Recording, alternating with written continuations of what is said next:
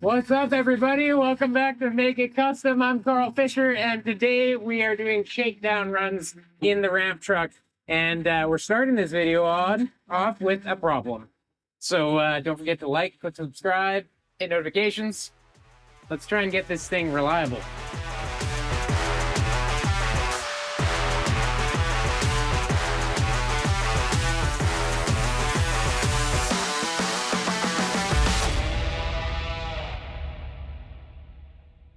Okay, so right now we're just parked on the side of the road, just coming back from getting it weighed, and I noticed that, I noticed right away that, like, the truck didn't seem to have that much power, but it always rolled really nice. Like, when we're stopped and I put it in neutral, the truck rolls totally fine. But when we're driving, it seems to have some drag on it. So what I suspect is that perhaps the brake rod, we had to change the Hydro Boost unit, so I suspect that maybe the brake rod might be too long or something, so that like when the truck is running, the Hydro Boost is pushing a little bit and it's activating brakes. So if that is the case, I don't know whether it is or not, but we're gonna have to try and figure that out. But for now, like, we're gonna have to wait till things cool down. Look at this smoke just pouring out of there. It is hot, hot, hot, hot, hot, and those are new brakes, and I don't want to warp any calipers. Hopefully I haven't already. So in order to flip the cab when we're out here, which we might be able to do a small brake adjustment while we're out here, which would be nice, we do have to pop the transmission linkage, and I didn't bring a light, so you're not gonna see me do that. Elio actually says that we can just get it from the grill since we took the grill out. No, it's definitely not this. No, but can it go up more if we just like bend this flatter? Oh, I see. Oh, maybe. Perhaps.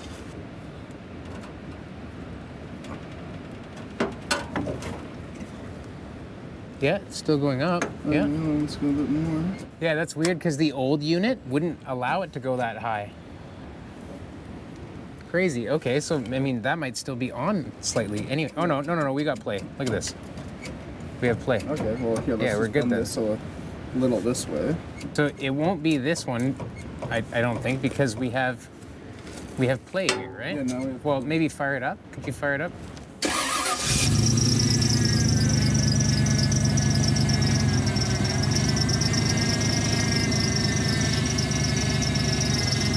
Oh, that's not play anymore. Not play anymore. It's actually activating it. Yeah, so maybe we're gonna have to back this off a little bit, just try and get as much out of it as we can. We might have to adjust this thing, but okay, I mean, we can try that. Yeah, I mean, you did get a bit more out of it, yeah. Maybe we can even try. Okay. I'll grab the other custom wrench so that we can put it on there. Let's try this. We'll give that a shot. Hopefully it's better.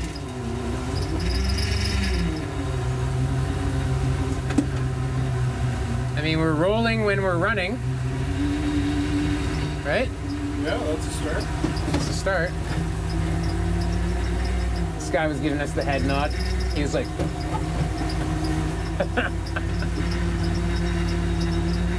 oh yeah, she wants to go. This is a steep hill. Like, it should go faster than that. Well, I was like, yeah, I let off on it.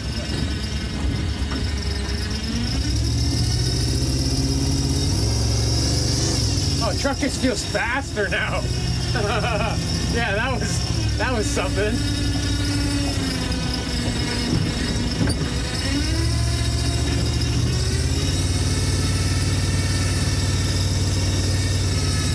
Oh yeah, here we go. Thing's a rocket ship. This is a 10-second car.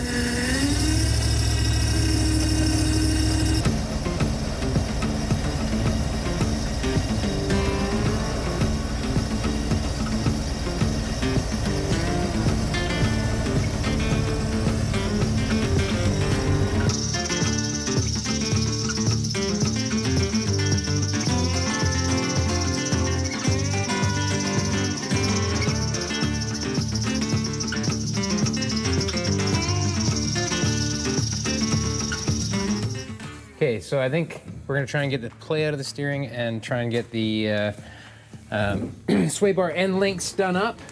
So I've got to flip the cab then. This is our screwdriver. The only thing that we didn't get super crazy long is a transmission shift cable. So we have to undo it each time we want to lift the cab. But it's pretty easy, so no big deal.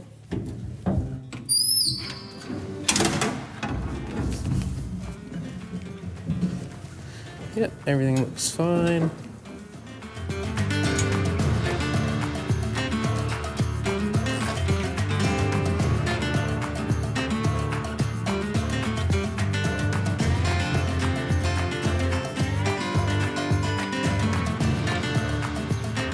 So right in here is the adjuster, and when we changed the steering box, we made a hole for it.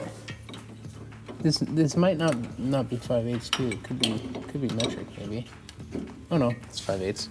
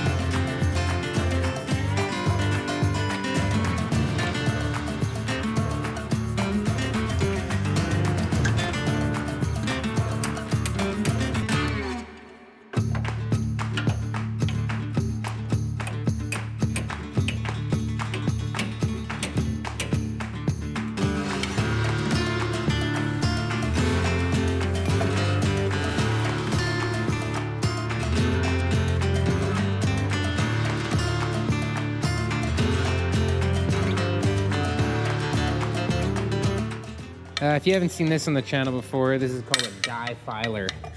And basically it's just what you see, just meant to run files in it. And it's just very accurate for tool and die making purposes. Well, hopefully that'll let her tighten up. We'll have to see.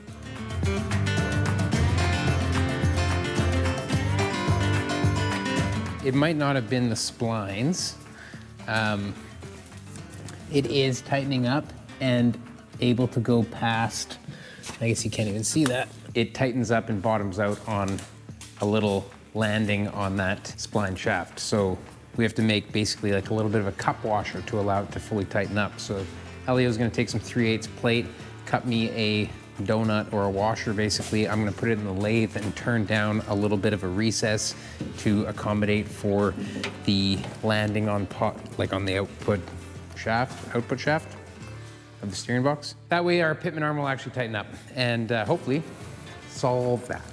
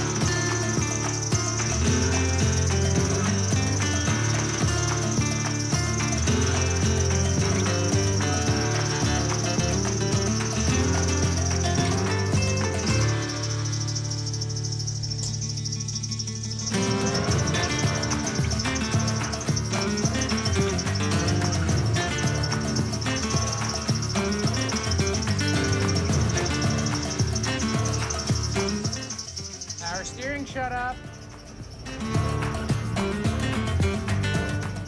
We have a little bit of a leak We were just getting ready to go, and I looked down there and I saw some power steering fluid, and the power steering fluid is low, right, also, and that's why it's making all that noise.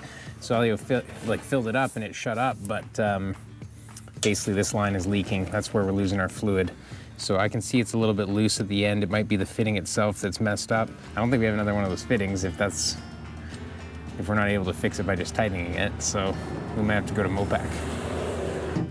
There you go. Oh, we're caught on that. The line is this one. Yeah, like this feels loose. I don't know if it should or not, but this. Yeah. Should we pull that off? Yeah, I'll pull the whole thing off. Okay, here, I'll let you in there.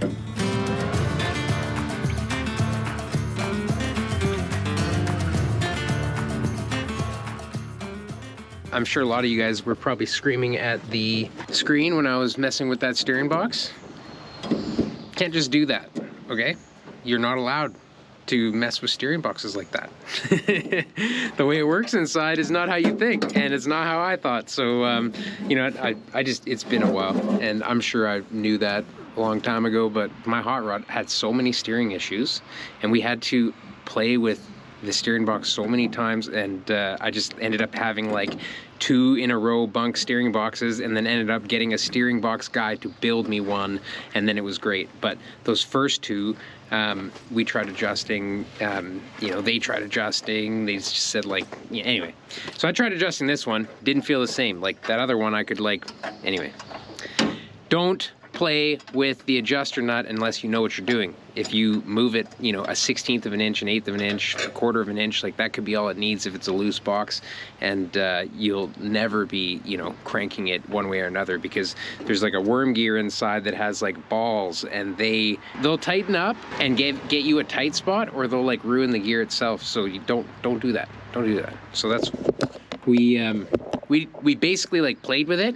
I told my brother that, and he's like, and he told me all about it, and I was like, okay, I'm not even gonna try driving it. I'm just gonna put another steering box in. So that's what we're doing right now, while Elio is also building a new line, or he already built a new line.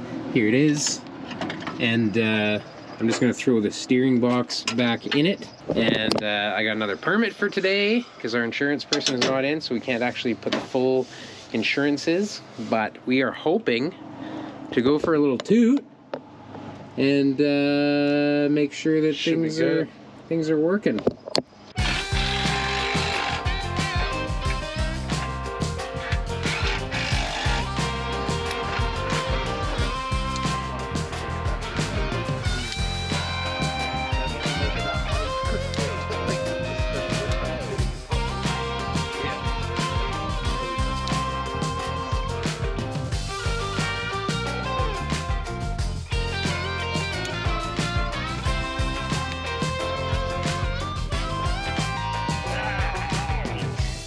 See, this is this little piece that we made.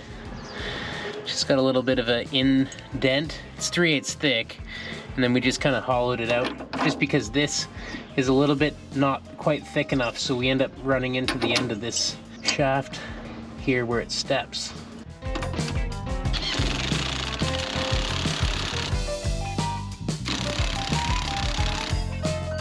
Okay, we just fired it up, threw a little bit of fluid in it, just turned the wheel left and right, normal things you do when you put in a new power steering pump. Basically, we're gonna let it warm up. We're gonna gather some tools, whatever we think we need, whenever we go on little shakedown runs like this. Cell phone, fluids, tools, you gotta have jumper cables. Basically, I mean, we just did that steering work, so we're bringing all the tools that we had for that, and then just bringing like the basics, you know, screwdrivers, jumper cables, whatever. All you need is a crescent wrench. That's it. Elio only likes the left-handed metric crescent wrenches, though. He's like that. Loves replacing muffler bearings, and you know.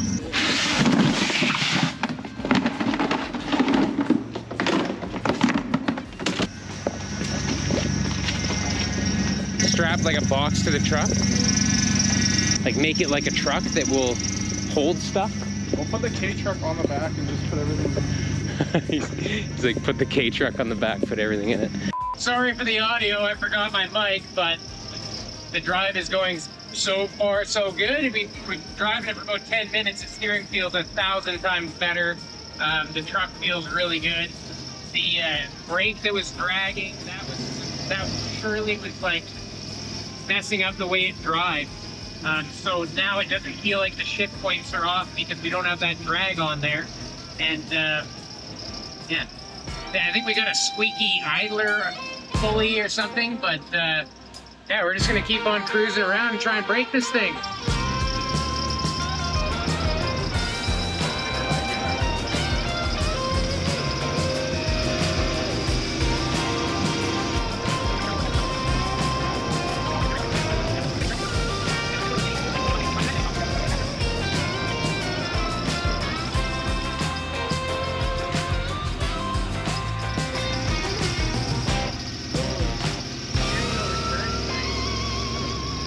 Oh, we just stopped off at our buddy Carl's place. Yes, another Carl. And this is Sheila. Hi, Sheila. Hi, girl. Carl's just grabbing a grease gun for us. Hashtag Stave River Contracting. We are gonna grease the kingpins. I feel like it's just a tiny bit of a shuttery type thing. I don't know, the kingpins might even be loose. This is a high miler, I'm sure, whatever chassis this came off of. So we're just gonna flip the cab forward and get a little grease pumped in there.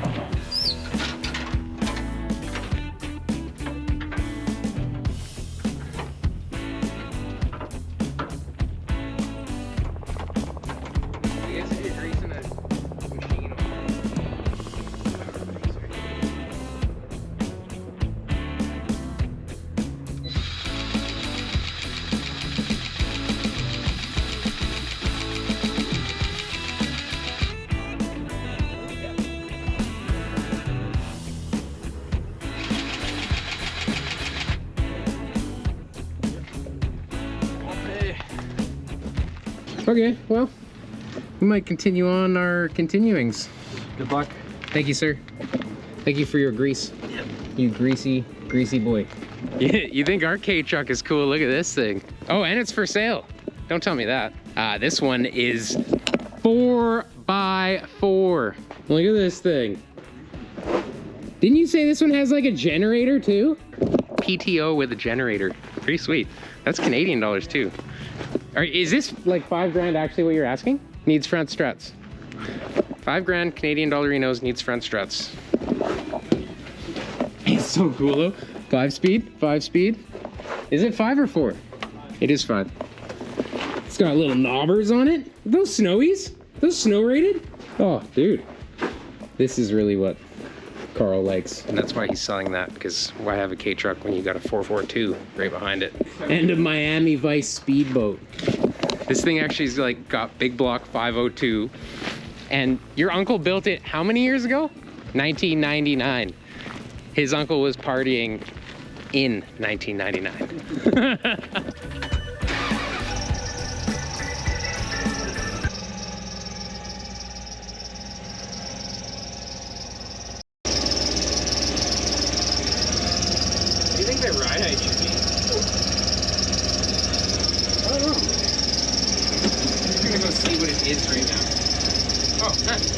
Kind of have to hook up the, not going anywhere without that.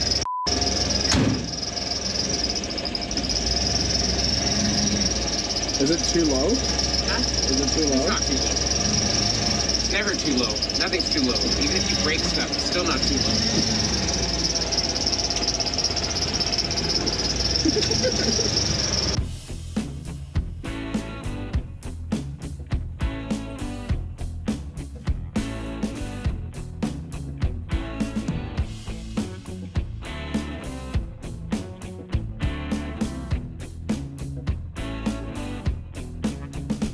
This is it.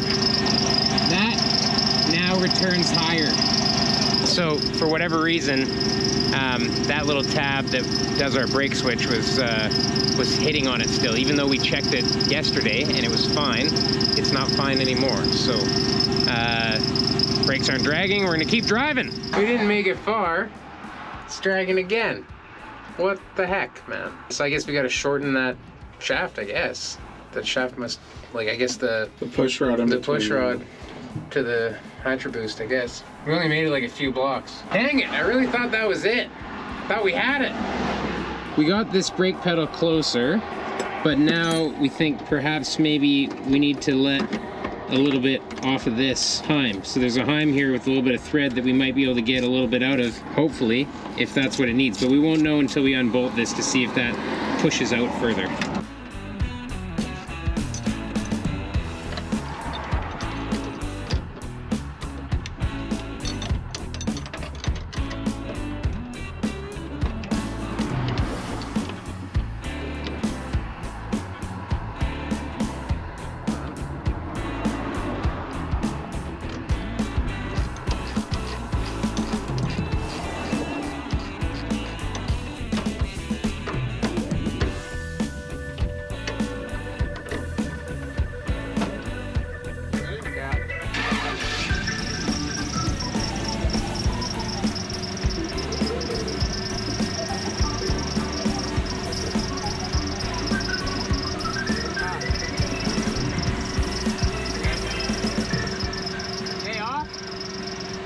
That's not it. The only thing that it really can be, I guess, is maybe the push rod between the master and the booster. If that's too long, perhaps.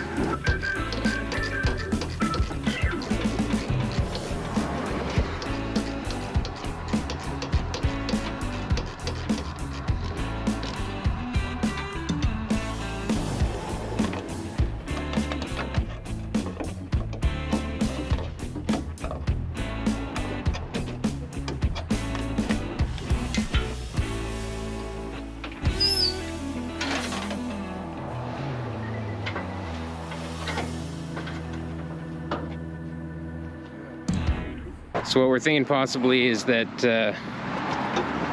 right in here,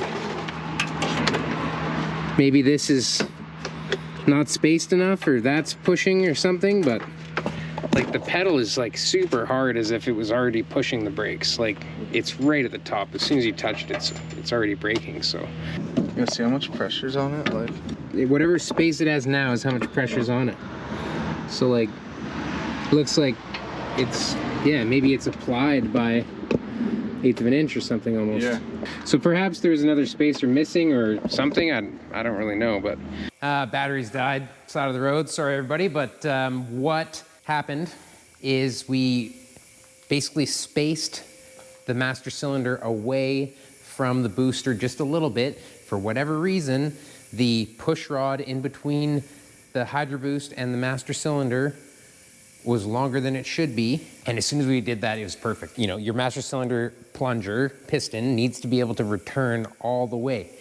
And that wasn't allowing it to do that. So we spaced it, but now I'm gonna I'll probably just shorten the actual thing now that we're back at the shop. I'll probably actually just shorten it. The other thing I'm gonna do is put a spring clip in the caliper that was rattling. I don't know if we had mentioned that. Actually, I don't think we did mention that because it happened after. Basically, now that there wasn't any brake drag and pressure on the brake system, there's a caliper on the passenger side that was reinstalled during our thrash. Could have been me, probably was me. Sounds like something I'd do. And then I also want to throw the caps and the nuts on now that that should be the last time they come on and off for a little while, and make it look pretty. Because I think we're gonna put some miles on it tomorrow.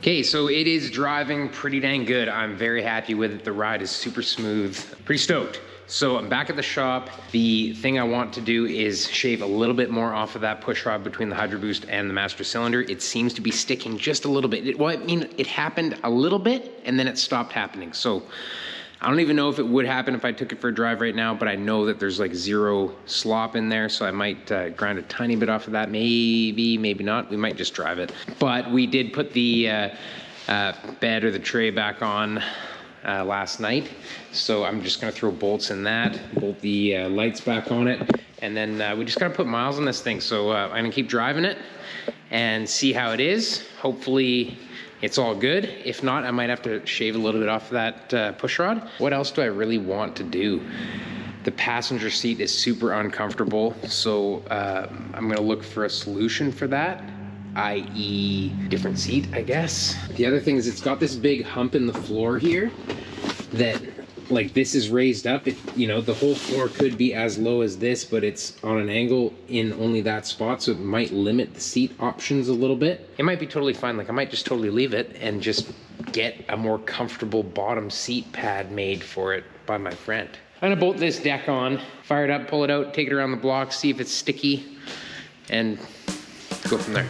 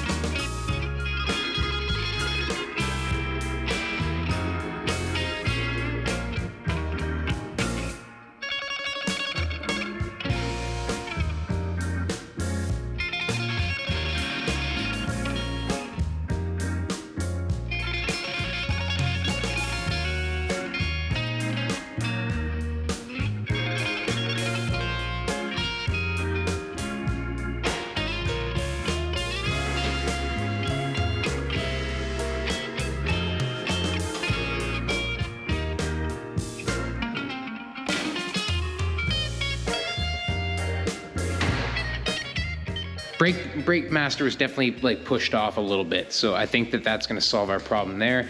Hopefully, fingers crossed. The one last thing I wanted to do, oh, I also got that what do you call it, the idler pulley done. I wonder if it's gonna squeak anymore.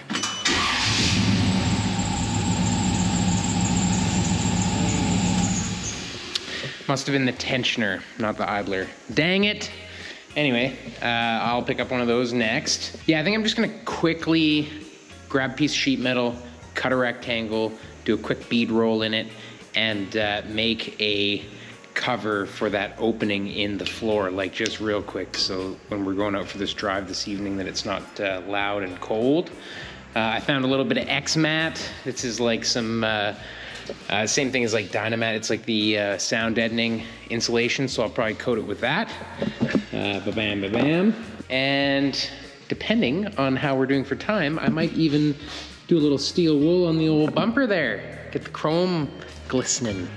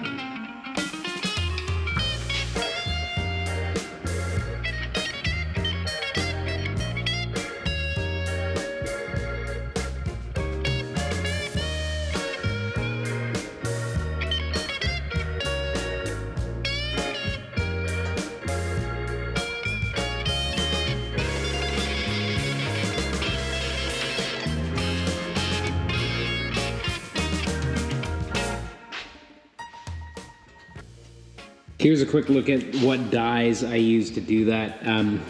So many different shapes of dies will do that. That's just a step. You don't need a die that actually looks like the actual step. You don't need one that looks like that at all. All you need is a sharp edge that hits the top and a sharp edge that hits the bottom. So multiple dies will do that for you. So there's not really a specific die for that. And then the farther you space them, you can play with the size and depth of a step like that. So mine's just like the tipping die top and just using this edge of this die here. Tricks on the bead roller, honestly, it's like I tell everybody, put your eyesight low so that you can actually see the bottom of the wheel. Like if you're kind of looking from above, you can't really see the contact part of the wheel, which is right at the bottom, so you got to be kind of low. The other thing is like just sort of commit to the corners and stuff like that, and just try and move your body in a flowing motion. Don't be jerky and correcty, like just try to, like, okay, the turn's coming and we're into the turn, so we're starting to turn, and any corrections you make, just make them slow corrections. And I mean, I went off on one of these. I don't know which one it is because I kind of corrected it. I think it was this one. Yeah, a little bit sharp, a little bit wide. I mean, honestly, everything looks better in the camera, and nobody's perfect at bead rolling, like nobody's perfect at pinstriping. So you can try to be as perfect as you want, but at the end of the day, it is kind of an art thing. I'm just gonna round these corners and drill a few holes in it, slap that X mat on there, and screw it into the floor of the truck.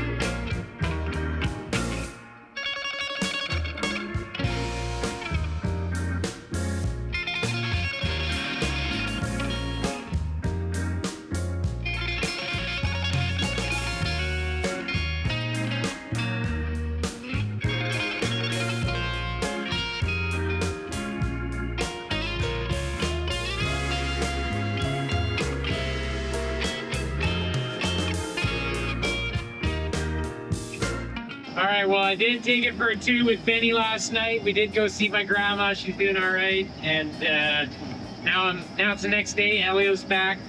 We're cruising around and picking up metal for the deck, which will be the next video, is us starting to mess around with the deck on this thing. Try and get a bunch of work done before Brent comes out in the next week and a half. He's going to be here. Anyway, thanks a lot for watching, everybody. Don't forget to like, click subscribe, hit notifications, drop me a comment if you don't mind. Really helps the channel out, helps get it reaching out there. And we're on Patreon doing live updates daily. We're doing stuff on the merch stores always coming out. Check us out over there. Appreciate everybody. Catch you on the next one. Bye-bye.